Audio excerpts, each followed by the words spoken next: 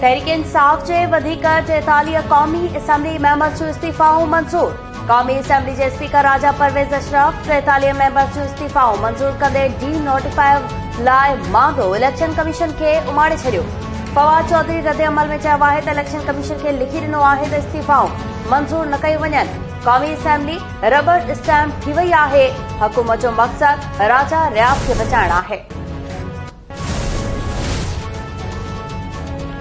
मुल्क में बिजली जी तारीख़ी ब्रेकडाउन खां पोइ बहाली वारो ऑपरेशन जारी। 24 कलाकनि खां वधीक वक़्तु गुज़रण बावजूद अक्सर हंधनि ते बिजली मुकमल तौर बहाल न थी सघी।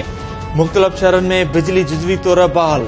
कराची जे north Nazimabad feeder B area, Gulistan Johar, north Karachi Saddar defence Clifton गुलशन हदीद ऐं गुलशन इकबाल जे मुख़्तलिफ़ इलाइक़नि में बि बिजली बंदि। पाणी जो बहरान बि वधी वियो। बलूचिस्तान जे अक्सर इलाइक़नि में बि बिजली काल्ह खां मुअतल।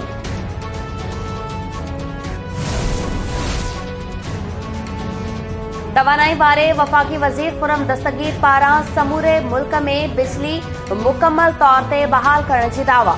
खुरम दस्तगीर चयो आहे त बिजली ब्रेकडाउन में थियण ज़रिए परॾेही मुदाख़लत जा इम्कान घटि आहिनि। इन बावजूद जांच कई वेंदी। बिजली पहुच वारो सिस्टम मुकमल तौर महफ़ूज़ आहे।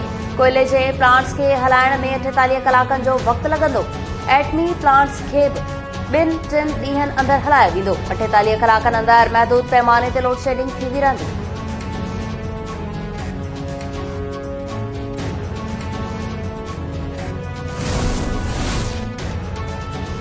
नकीब लाइ महसूस क़त्ल केस में अॻूणे एसएसपी मलीर राव अनवर समेत 18 जवाबदारनि खे बरी करण वारो लिखत में फ़ैसिलो जारी।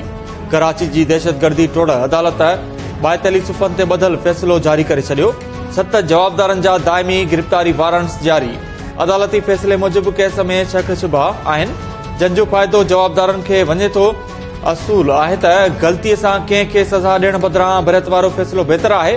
राव अनवर खे केस में पेशेवरानी साड़ सबबि फासाए वियो। कंहिं बि गवाह खेसि न सुञातो हो।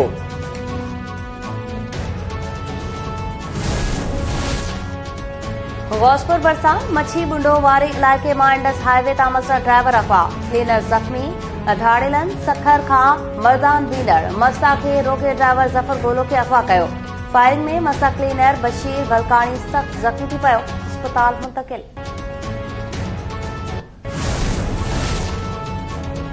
ऐं सिंध जे बासूल सियासतदान रहीम बख़्श सुमरो जे 18वीं वरसी मल्हाई पई वञे। 1919 में शिकारपुर में अखि खोलींदड़ रहीम बख़्श सुमरो नामियारे सियासतदान शहीद अला बख़्श सुमरे जे फर्ज़ंद हो। सियासत खे इबादत समझंदड़ रहीम बख़्श सुमरो सिंध काबीना में मुख़्तलिफ़ दौरनि में वज़ीर पिणु रहियो।